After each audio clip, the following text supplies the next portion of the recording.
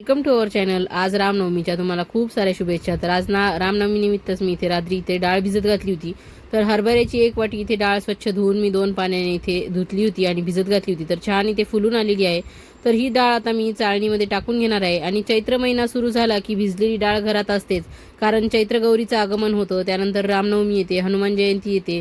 तर चैत्र महिन्यामध्ये ह्या सर्व देवांना भिजलेली डाळच का आवडते मला काही माहीत नाही, पण मी आज मोकळी डाळ बनवणार आहे, रामनवमी आहे म्हणून।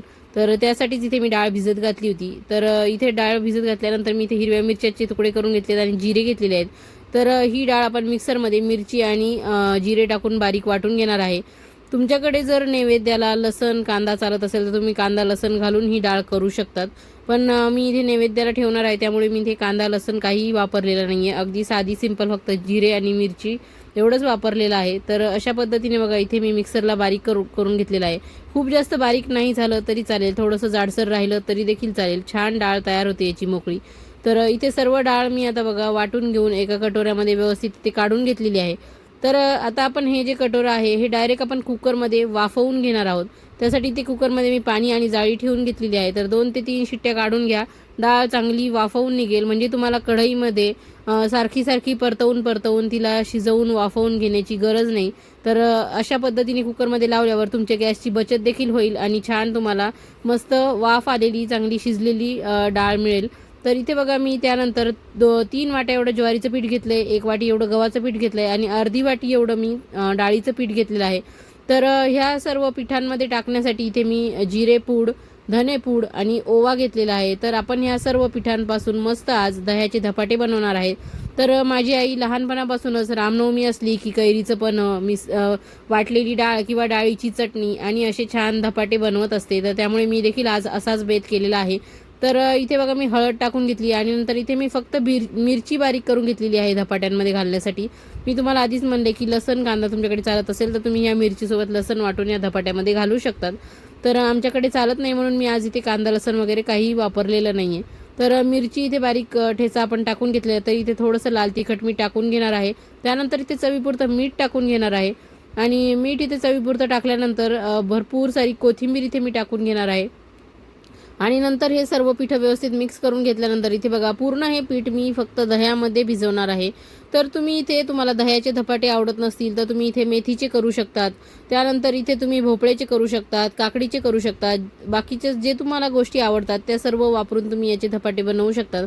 तर इथे छान असं पीठ आपलं भिजून झालं आहे। त्यानंतर तेल लावून पुन्हा याला एकजीव करून घेणार आहे। खूप घट्ट नाही खूप पातळ नाही अशा स्वरूपाचं इथे मी भिजवलेलं आहे, कारण आपण ज्वारीच्या पिठाचे धपाटे बनवणार आहेत।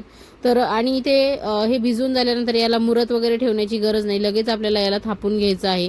तर अशा पद्धतीने बघा हे बाजूला ठेवलं आहे आणि इथे आपली ही डाळ कुकरमधनं मी बाहेर काढली आहे। अजून गरमच आहे, पण थोडीशी मी इथे या छोट्या झाऱ्याच्या साह्याने थोडी मोकळी करून ठेवते आणि हिला थंड होण्यासाठी आपण बाजूला ठेवणार आहे। ही पूर्णपणे गार झाल्याशिवाय आपल्याला याला फोडणी द्यायची नाही आहे। तर फक्त याला असं थोडंसं मोकळं करून घेते आणि गार होण्यासाठी एका बाजूला ठेवून देणार आहे। तर अशा पद्धतीने आपली डाळ छान कुकरमध्ये वाफवून निघलेली आहे। तर त्यानंतर इथे बघा मी चॉपिंग बोर्डवरतीच हे धपाटे आज थापून घेणार आहे। तर इथे खाली मी ज्वारीचं पीठ टाकलं आहे, हातावरही थोडंसं ज्वारीचं पीठ लावून घेतलेलं आहे आणि इथे मस्त थापून धपाटे करणार आहे। तुम्हाला जर थापून धपाटे जमत नसतील तर तुम्ही ज्वारीच्या पिठाच्या ऐवजी फक्त गव्हाचं पीठ घ्या, त्यामध्ये हे सर्व साहित्य टाका, छान असे धपाटे तुमचे तयार होतील। तर मस्त इथे मी ज्वारीचं पीठ असल्यामुळे भाकरीसारखेच हे धपाटे असे थापून घेणार आहे आणि आमच्याकडे ज्वारीच्या पिठाचे धपाटे जास्त आवडतात। आणि हे धपाटे माहिती आहे का तुम्हाला, छान असे थंड झाल्यावर खुसखुशीत होतात किंवा तव्यावरचं गरम गरम ज्वारीच्या पिठाचं धपाटं खाल्ल्यानंतर एकदम चविष्ट चवदार असं लागतं। तर इथे बघा तवा पण आपला चांगला तापला आहे आणि धपाटं देखील आपलं थापून तयार झालेलं होतं आणि तापलेल्या तव्यावर मी हे टाकून घेतलेलं आहे। त्यानंतर याला अलटपलट करून आपल्याला भाजून घ्यायचं आहे। थोडंसं पीठ खाली थापलेलं लागतं ते थोडं झटकून घ्यायचं आणि नंतर इथे तुम्हाला तेल तूप जे आवडत असेल ते तुम्ही लावून घ्या आणि चांगलं खरपूस रंगावरती हे धपाटं भाजून घ्या। तर इथे बघा पलटी करून घेणार आहे मी एका साईडनी तेल व्यवस्थित लावल्यावर आणि दुसऱ्या साईडनी सुद्धा आपण तेल सगळं चांगलं लावून घेणार आहे। तर अशा पद्धतीने तुम्हाला वाटली डाळ आणि धपाट्यांचा बेत जर रामनवमीला करायचा असेल तर नक्की हा व्हिडिओ शेवटपर्यंत बघा, कुठे स्किप करू नका। आवडल्यास चॅनलला सबस्क्राईब करा, व्हिडिओला एक लाईक नक्की करा आणि इतरांना हा व्हिडिओ शेअर देखील करा। तर इथे अलटपलट करून छान तेल लावून खरपूस रंगावरती हे धपाटा मी भाजून घेतलेला आहे, तुम्ही बघू शकतात। तर अशा पद्धतीने मस्त हे धपाटे आपले तयार झालेले आहेत. तर अशाच पद्धतीने सगळ्या पिठाचे धपाटे तयार करून घेतलेले इथे बघू शकता तुम्ही. मस्त असा रंग देखील आलेला आहे आणि घमघमाट सुद्धा सुटलेला आहे. इतके छान खमंग असे हे धपाटे तयार झालेले आहेत. तर त्यानंतर इथे बघा आपली मोकळी डाळ जी करायला ठेवली होती आपण थंड, तर ती गार झालेली आहे. तर इथे फोडणी करून घेणार आहे. फोडणीमध्ये जिरे मोहरी टाकल्यानंतर हिंग टाकला, त्यानंतर शेंगदाणे टाकून घेतले, नंतर मिरच्या टाकून घेतल्या, थोडीशी हळद टाकली आणि 1 चमचा इथे लाल तिखट टाकलेला आहे. त्यानंतर ही जी मोकळी करून ठेवलेली डाळ आहे ती या फोडणीमध्ये आपण टाकून घ्यायची आहे. तुमच्याकडे कांदा चालत असेल तर फोडणीमध्ये तुम्ही कांदा टाकून घेऊ शकतात. तर मी सुद्धा कांदा टाकते डाळीला, पण आज मला नैवेद्याला दाखवायची होती म्हणून मी इथे कांदा लसूण काही वापरलेलं नाही. तर अशा पद्धतीने व्यवस्थित फोडणीमध्ये ही एकजीव करून घ्यायची आहे. छान हिला मोकळं करून घ्यायचं आहे. थोडेफार गुठळ्या राहिल्या असतील इथे डाळीच्या पिठाच्या तर या, तर अशा पद्धतीने मोकळं करून घ्यायचं आहे. आणि बघा रंग किती छान आला आहे. तर चवीपुरतं इथे मीठ टाकून घेणार आहे. मीठ टाकल्यानंतर याला आपण व्यवस्थित असं मिक्स करून घेणार आहेत.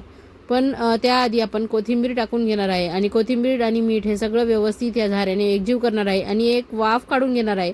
तसं आपलं डाळ व्यवस्थित शिजलेली आहे, पण एक वाफ काढून घेते म्हणजे सर्व जे मसाले आपण यात टाकले त्याचा छान फ्लेवर येईल या डाळीला.